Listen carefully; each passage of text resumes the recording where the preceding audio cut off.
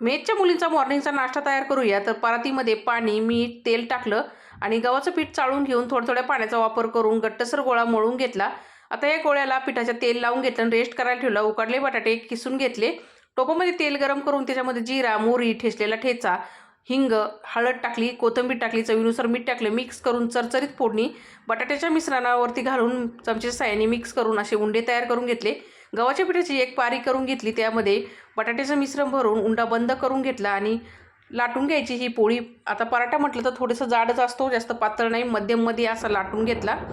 इथं आता तवा गरम करून घेतला आणि त्यावरती पराठा टाकून आलटीपलटी करून तेल लावून खमंग असा भाजून घेतला. तर मंडळी तयार झाला मऊ लुसलुशीत आणि टम्म फुगलेला आलू पराठा.